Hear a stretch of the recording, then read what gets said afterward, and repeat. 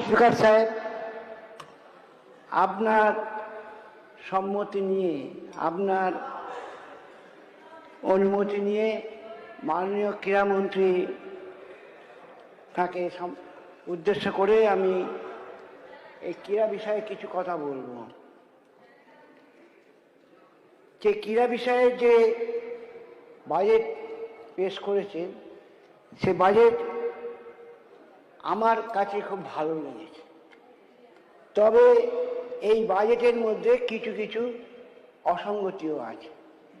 সেই কথা বলবো যে বাজেট, আমি একজন ক্রীড়াপ্রেমী লোক।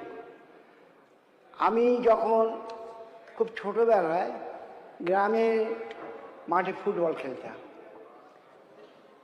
আজকের আমি বয়সের ভারে হয়তো আমি ঠিকমতো খেলাধুলো করতে পারি না, তবে খেলার মাঠে মোহনবাগান ইস্টবেঙ্গল খেলা হলেই আমি সাগরে অপেক্ষা করি মোহনবাগানের টিকিট পাওয়ার জন্য। যখন ভারতবর্ষ খেলতে যায় তখনও উৎসাহ নিয়ে অপেক্ষা করি। যখন ব্রাজিল খেলতে ফুটবল তখন অপেক্ষা করি। আর এবারে আমি অপেক্ষা করেছিলাম যে আর্জেন্টিনা হারবে, হেরেছে।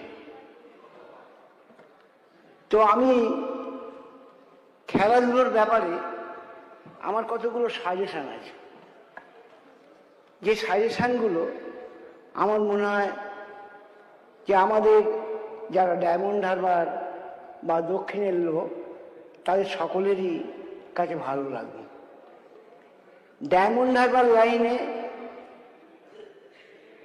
একটুখানি, ডায়মন্ড হারবার বললে হয়তো আপনাদের একটু খারাপ লাগবে, কিন্তু আমি বলি ডায়মন্ড হারবার লাইনে খুব খেলাধুলো হতো। ডায়মন্ড হারবার, ফলতা, মগরাহাট পশ্চিম, কুলপি, মন্দিরে বাজার, রায়দিঘি, পাথর প্রতিমা, কাকদ্বীপ, এগুলো খুব খেলাধুলোয় খুবই জনপ্রিয় ছিল। এবং সেই সময়ে যে গ্রামের ছেলেরা কত ভালো খেলতো, কত তারা মন প্রাণ দিয়ে খেলতো।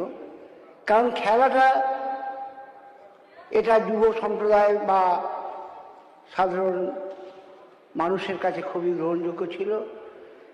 আগে আমাদের খেলা হতো ওই হসপিটালের মাঠে। বিরাট হসপিটালের মাঠ। সেই হসপিটালের মাঠটা আস্তে আস্তে হয়ে গেল সরকারি গভর্নমেন্ট কলেজ। আমি অবশ্য প্রথমে বাধা দিয়েছিলাম, কিন্তু পরবর্তী ক্ষেত্রে আমাদের মুখ্যমন্ত্রী, মাননীয় মুখ্যমন্ত্রী ছিলেন মমতা বন্দ্যোপাধ্যায়, তিনি বললেন ওটা করা হবে, ওখানে খেলার মাঠ হবে না, ওখানে হসপিটাল হবে। হসপিটাল হলে কত মানুষের সুবিধা। তা সেই সুবিধা মতো হসপিটাল হয়েছে। সেখানে তো 500-600 ছেলে প্রতিদিন প্র্যাকটিস করত। আমি বলেছিলাম যে, আমরা খেলার মাঠের লোক, বলেছিলাম যে খেলার সময় খেলাটা এটা হচ্ছে কি, একটা লোক তার শরীরকে সুস্থ রাখার জন্য সে খেলতে যায়, আর একদল যায় বেড়াতে, প্রতিদিন ভোরবেলা বেড়াতে। তো এই যে অগাধ লোক, অনেক লোকের সেবা, মানে খেলার মাধ্যমে সে একটা শক্তি পেত, যাতে তার অসুবিধা না হতো, যাতে তার অসুখ বিসুখ না হতো। তা কি করব, মুখ্যমন্ত্রী বললেন, আর তদানীন্তন এমএলএ ছিলেন, তিনিও বললেন, ওখানে একটা বড় হসপিটাল হলো। কিন্তু আমাদের ডায়মন্ড হারবারের সেই খেলা নামক মাঠ, সেই মাঠ আর নেই। বিভিন্ন জায়গায় বিভিন্নভাবে মাঠটা প্রকিওর হয়ে গেছে। আমি মাননীয় মন্ত্রী মশাইকে বলবো যে, ও খুব ভালো ছেলে, মন্ত্রী খুব ভালো ছেলে, ওর পাশেও ভালো ছেলে। তা আমি মন্ত্রী মশাইকে বলবো যে ওই মাঠগুলো যেগুলো আছে, ডায়মন্ডের অনেকগুলো মাঠ, সেই মাঠগুলো উনি যাতে ছেলেমেয়েরা খেলাধুলো করতে পারে সেই ব্যবস্থাটা করুন। এই যে আমাদের রবীন্দ্রভারতী, এই নেতাজি সুভাষ স্টেডিয়াম, এরকম অনেক স্টেডিয়াম আছে। আমাদের ডায়মন্ড হারবারে যে সুস্থ খেলার পরিবেশ সেই মাঠও আমাদের আছে। ডায়মন্ড হারবার, ফলতা, মগরাট পশ্চিম, কুলপি, কাকদ্বীপ, পাথর প্রতিমা, এইগুলো সাগর, মথুরাপুর আর রায়দিঘি, মন্দিরে বাজার, এই এলাকাটা বিস্তীর্ণ এলাকা। খেলার লোক আছে, মাঠে যাওয়ার লোক আছে, কিন্তু মাঠের পরিবেশ তেমন গ্রহণযোগ্য নয়। তাই আমি মন্ত্রীমশাইকে বলবো, এই গ্রামগুলো, এই থানাগুলো, এই বিধানসভাগুলো অবশ্যই উনি দেখবেন যাতে এইগুলো প্রকৃত খেলার উপযোগী হয়ে যায়।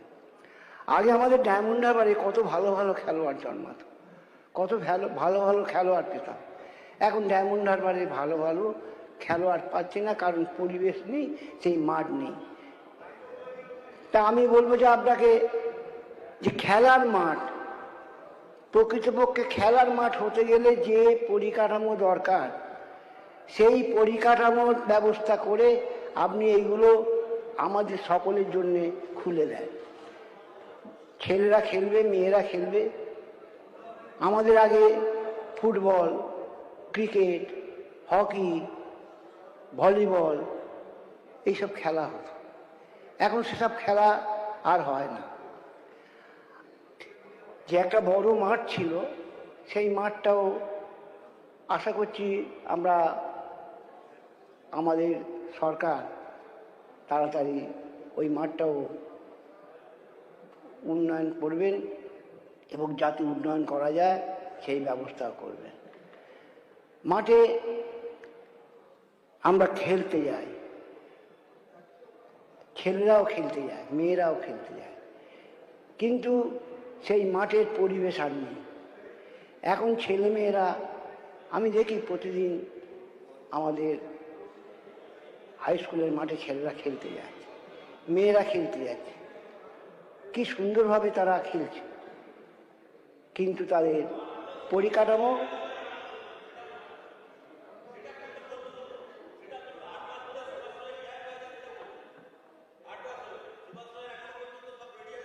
সেইটা বলছি তো, তুই বস না।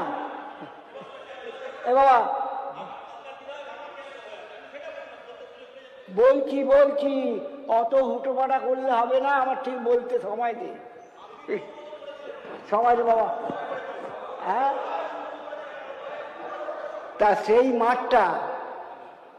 মাঠটা আমরা বলছি, মাঠগুলো একটা মাঠ নয়, ওখানে মাননীয় সদস্য যখন উনি বলবেন, কেউ কোনো বক্তা সেটা শুনবেন, আপনার সময় আসলে আপনি বলবেন। ওইখানে একটা মাঠ নয়, ওইখানে 40টা মাঠে।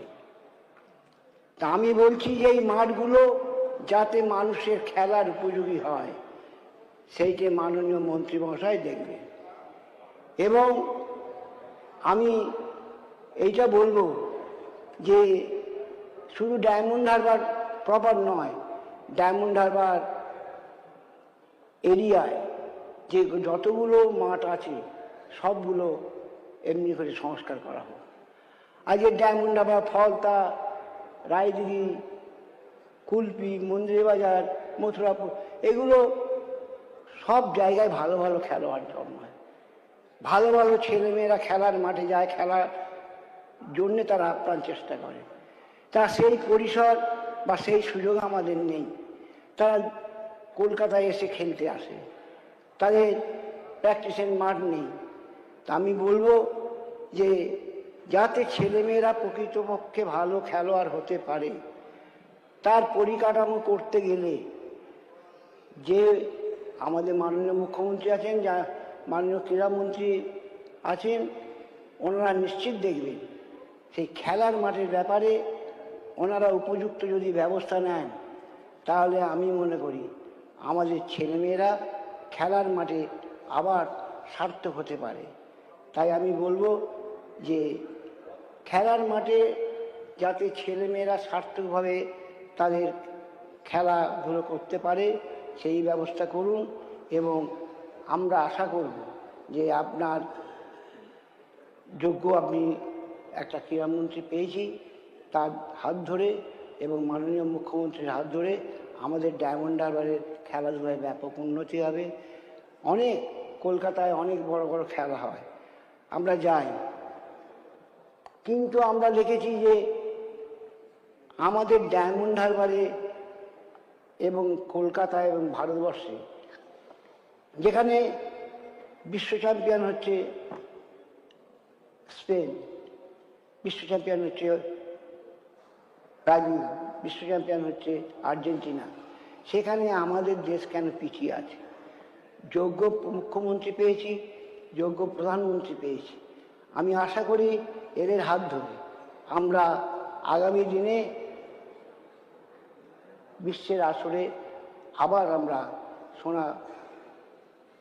যে ছেলেমেয়েরা তারা যা খেলবে, তাদের যা ক্রীড়াঙ্গন সেইগুলো প্রকাশ করবেন এবং তারা আগামী দিনে সোনার বাংলা, সোনার ভারতবর্ষ গড়ার চেষ্টা করবেন। এই পর্যন্ত বলে আরও একবার বলছি, আমি খেলার মাঠে, খেলার যে হসপিটাল হয়েছে, যে সেবাশ্রয় হয়েছে, সেখানে আমি বলছি না কোনো কথা, আমি কিন্তু একটা কথাই বলছি, সমস্ত মাঠ পরিষ্কার পরিচ্ছন্ন করে দেন, তাহলে ছেলেমেয়েরা খেলতে পারে। নমস্কার।